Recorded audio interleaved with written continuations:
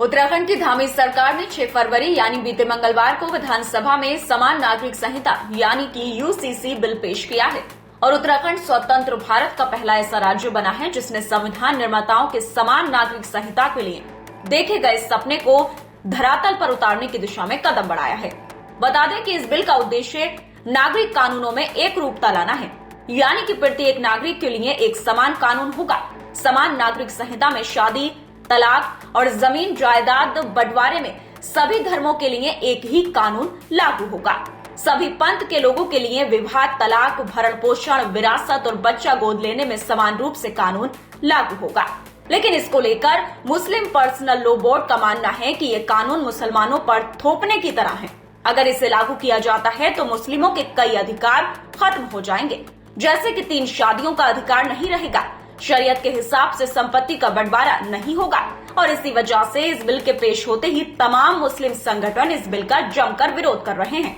अब AIMIM के chief Asaduddin Owaisi ने भी उत्तराखंड सरकार द्वारा पेश किए गए यूनिफॉर्म सिविल कोड बिल पर सवाल खड़े किए हैं। ओवैसी का कहना है कि उत्तराखंड यूसीसी बिल सभी के लिए लागू एक हिंदू कोड के अलावा और कुछ नहीं है।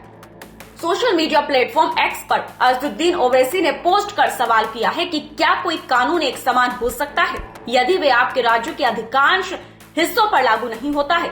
अजदुद्दीन ओवैसी ने सवाल किया है कि बिल के दायरे से हिंदू अविभाजित परिवार क्यों बाहर रखा गया है, आदिवासियों को बाहर क्यों रखा गया है। यदि एक समुदाय को छूट दे दी जाए तो क्या यह एक समान हो सकता है। वहीं ओवैसी ने धामी सरकार पर आरोप भी लगाया है कि उसने ये बिल इसलिए पेश किया है क्योंकि उत्तराखंड की वित्तीय स्थिति खराब है। ओवैसी ने कहा है कि ये विधेयक अलग धर्म का पालन करने के लिए मजबूर कर रहा है। इसके साथ ही ओवैसी ने मीडिया पर सवाल उठाते हुए पूछा कि द्विविवाह, हलाला, लिव इन रिलेशनशिप चर्चा का विषय बन गए हैं, लेकिन कोई ये नहीं पूछ रहा है कि हिंदू अविभाजित परिवार को क्यों बाहर रखा गया है। वहीं AIMIM सांसद ने बिल को संविधान के अनुच्छेद 25 और 29 का उल्लंघन बताया और कहा कि ये उनकी मौलिक अधिकारों पर हमला है। दरअसल यूनिफॉर्म सिविल कोड संविधान के अनुच्छेद 44 के तहत आता है। इस अनुच्छेद में कहा गया है कि राज्य पूरे भारत में नागरिकों के लिए एक समान नागरिक संहिता सुनिश्चित करने का प्रयास करेंगे।